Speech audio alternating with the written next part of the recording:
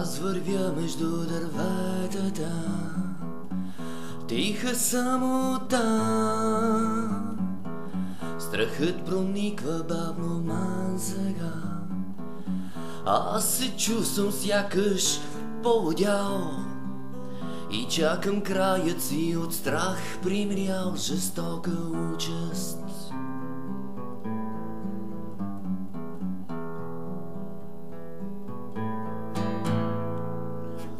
Аз забранявам да обижда този свят. Животът грозен е, но все пак е живот. И ако някой мисли, че смъртта е избавление, то нека знай, че мозъкът му върши престъпление.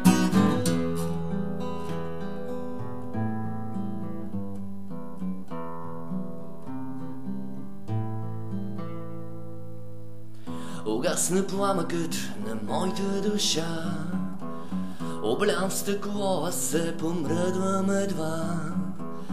Протягам пак ръката си, но с мисълта отварям я и литва бавно моята душа. Дали направих нещо аз за този свят?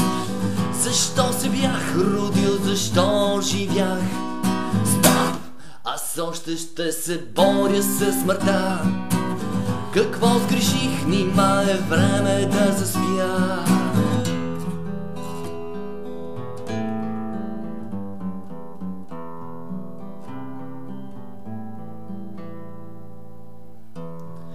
Тъмна гора,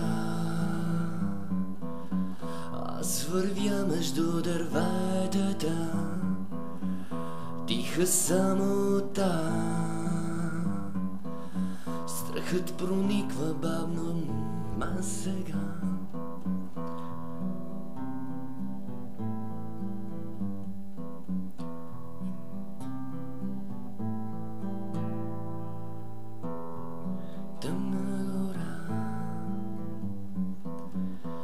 Аз вървя между дърветата,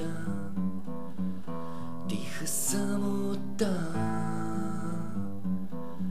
Само спомням си мечтата на един изгубен свят.